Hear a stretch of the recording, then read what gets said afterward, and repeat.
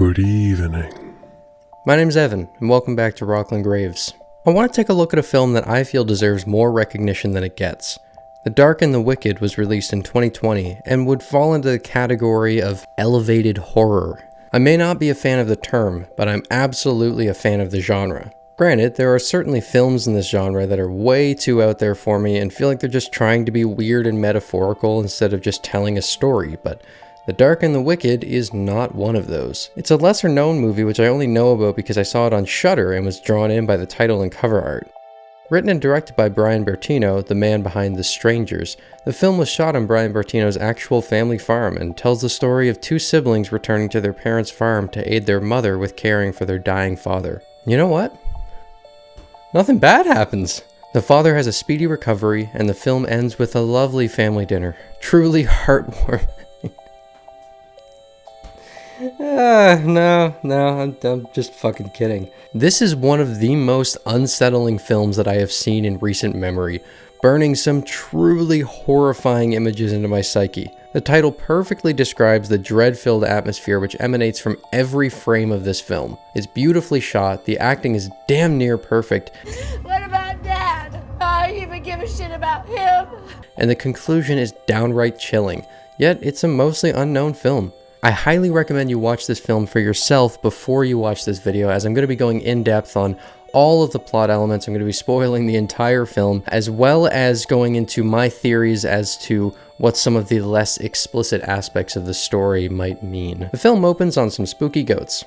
Spooky. Right away, this movie's beautiful cinematography makes itself known with some very eerie lighting and framing. An elderly woman, played by Julie Oliver Touchstone, is hanging out with some mannequins, as one does, and makes her way back to her house, checking on her unwell husband, played by Michael Zaxt. She's then seen slicing onions in some shots that are absolutely not foreshadowing anything awful, when she is distracted by a sound behind her. In another awesome looking shot, she turns around to see that a chair has been pulled out behind her, almost as if someone is sitting in it and watching her. She stares for a moment before the minimalist title card comes on screen. Opening the gate marked Straker is Louise Straker, played by Maren Ireland, daughter of the couple we saw a moment ago. Right away, we see that there's tension between Louise and her mother Virginia when she states Louise's brother arrived a few hours prior, but that Virginia didn't want either of them to come. I told y'all not to come. I told you we were gonna. We're then introduced to Charlie, played by Tom Nowicki, something along those lines, a family friend of the Strakers, and Michael, Louise's brother, who is played by Michael Abbott Jr. Later that night, Virginia is once again safely chopping away at some vegetables whose loud sound mix indicates nothing of concern. She's still pushing to have her kids leave, telling Michael he should go. Soon after Michael goes to bed, a chair is heard yet again pulling up behind Virginia, who gives little notice this time around, instead opting to finish the meal she's working on. Sadly, however, she finds that she doesn't have enough carrots to finish the recipe. Being the quick thinker and culinary genius that she is, Virginia finds the perfect carrot supplement and proceeds to chop her fingers off and then slice them up into tiny pieces. Louise and Michael start their morning off on a lovely note, finding their mother's fingers chopped into pieces on the cutting board. Panicked, the two of them begin searching the property for their mother. You may expect this early on in the film that they'd find her huddled up somewhere, but sadly, Louise spots Virginia hung by the neck in the barn. Michael hears her yelling and comes running, the two siblings working to get their mother down. Damn. Their father's nurse, played by Lynn Andrews and who is only credited as nurse, reveals to the siblings that their mother had been sitting with their father, whispering things that were freaking the nurse out enough that she had to stop listening to what was said, and also saying that it didn't seem as if she was talking to David. But she wasn't talking to him. Not like she used to. It was like there was someone else. Someone here. Did I mention that the dad's name was David? After a short drive with Charlie out to a gorgeous spot that looks like a homemade burial site for their past pets, and some tension between Louise and Michael over their mother's mental state, Louise is taking a shower when she is interrupted by her father disagreeing with her choice in shampoo. You fucking idiot! Always go all natural. Michael comes running and, well, this is awkward. David is still in bed, seemingly comatose, but Louise insists she saw him. She goes outside for a quick smoke break, and Michael comes out with their mother's diary, whose final page is anything but comforting. I know he's there in the darkness. Help me, please. He's killing David. He can't breathe anymore. There's nothing I can do to stop it. Devil, devil, devil. He wants David's soul. The next night, the most evil form of evil presents itself to Michael. The lights keep switching on while he tries to sleep. Truly the most horrifying aspect of the film. Let the man get some rest! He gets up and looks out the window, which proves to be a huge mistake when he's treated to one of the most chilling shots I have seen in a long time.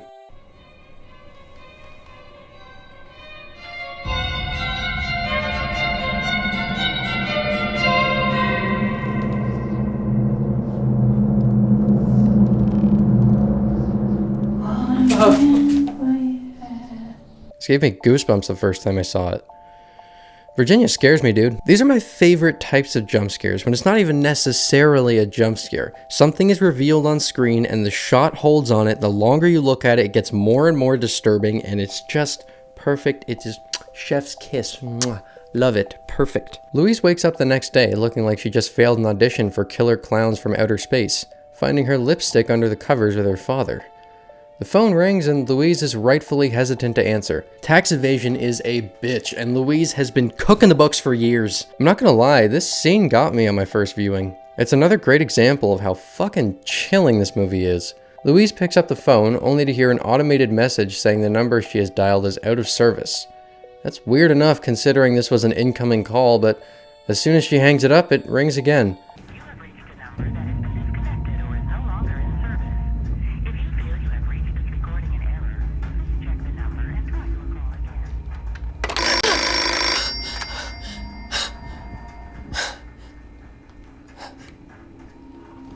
Hello? Told y'all not to come. Yeah, I feel exactly the same way, Louise. Michael is on his way back to the farm. He was out getting fucking demon repellent, I don't know. And just outside the gate, there was a mysterious man waiting for him. Father Thorne, played by Xander Berkeley, who you may know is the totally faithful husband in Candyman, knew Virginia and says that he had been visiting and supporting her through David's illness.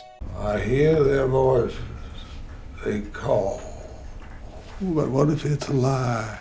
I started coming to see her. She was scared, alone. My mama thought the devil was here. She didn't believe. What does it matter whether you believe? I think you need to go. Michael. This isn't helping us.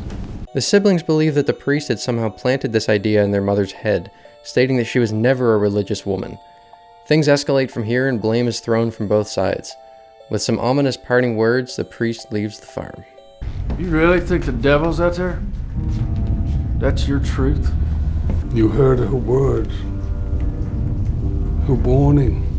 He's not out there. He's already here. Michael admits to Louise what he saw last night after she begins speculating about what her mother may have seen to make her feel the way she did. And later that night, there is a very haunting howl coming from outside their front door.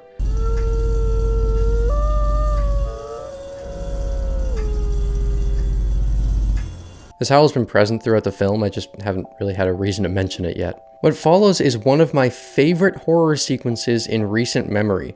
Louise looks out the window to see Father Thorne standing outside their house, telling her to come out.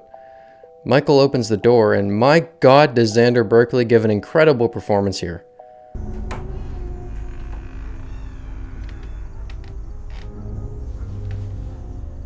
Come outside. What are you doing here? It's like 3 in the morning. Come outside. You can't just show up here. Wait. Don't wait.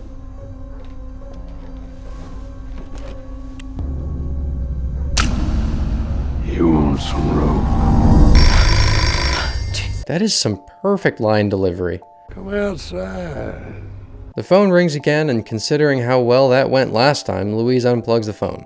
However, this time around the caller was Charlie. He's frantically trying to get through to the Straker house when he hears the door of his RV open mysteriously. He arms himself and heads out to the main room where some very creepy moaning sounds preface some shit that was taken straight from my nightmares.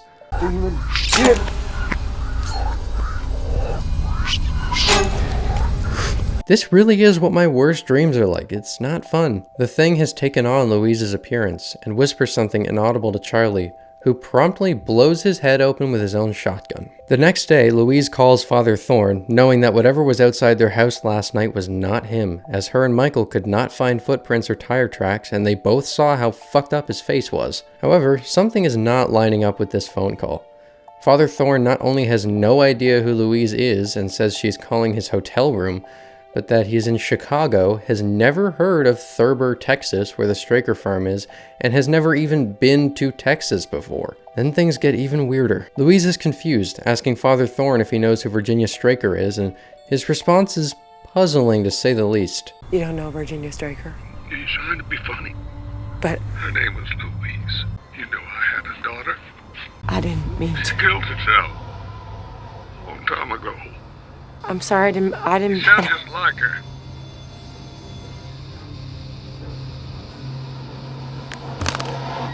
Damn, another scene to bring on the goosebumps. I love that this movie can do that so consistently.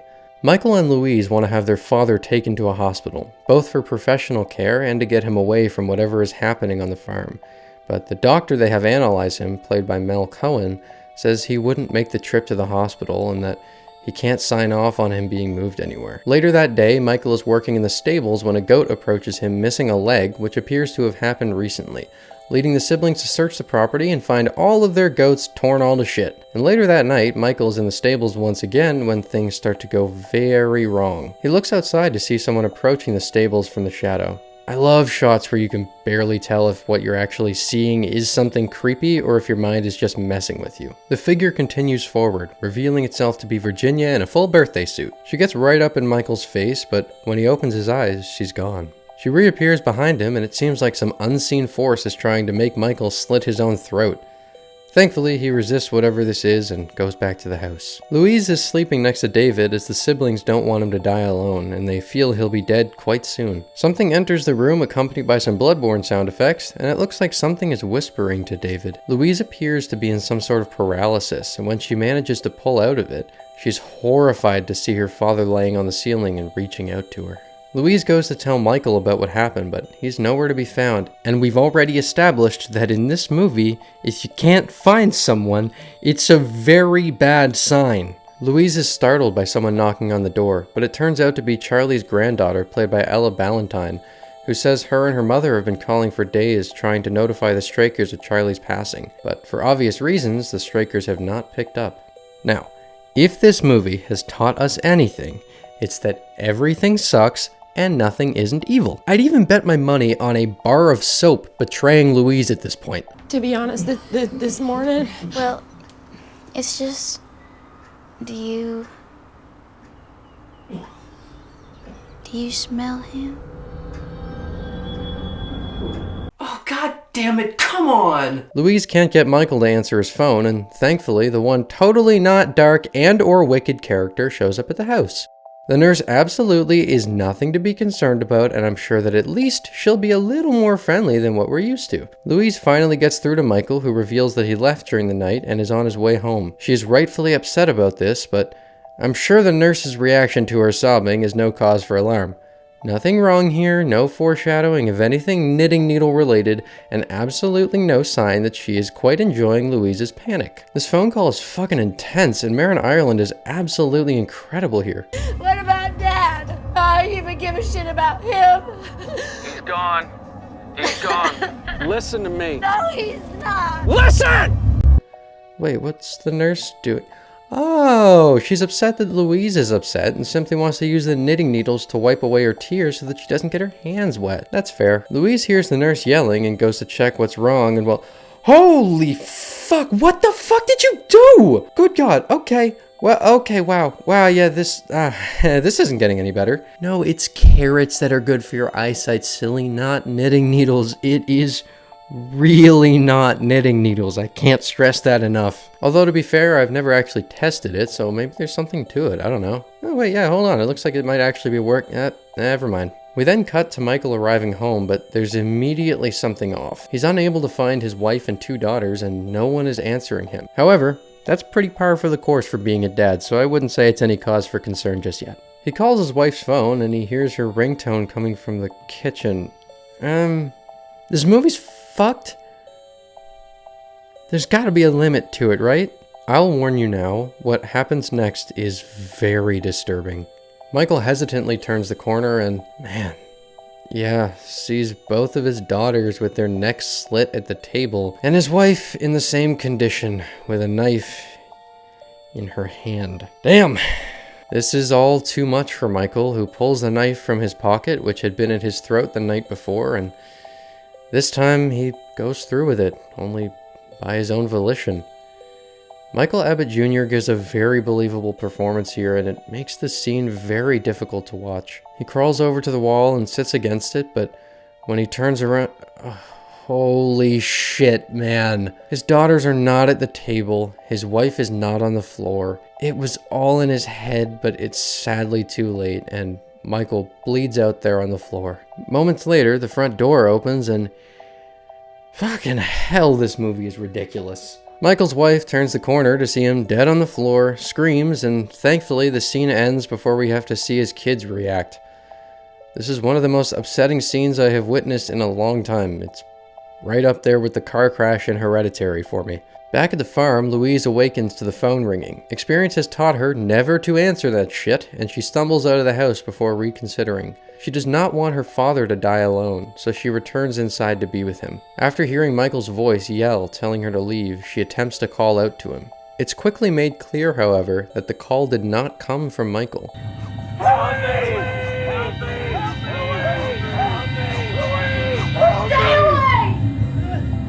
Once things settle down, the candle at David's bedside is blown out by something unseen, and he takes his last breath. A few moments later, Virginia is heard singing, which distracts Louise just long enough for David to leap up and grab her, and the scene quickly cuts to a wide shot of the farm. And with that, the movie ends.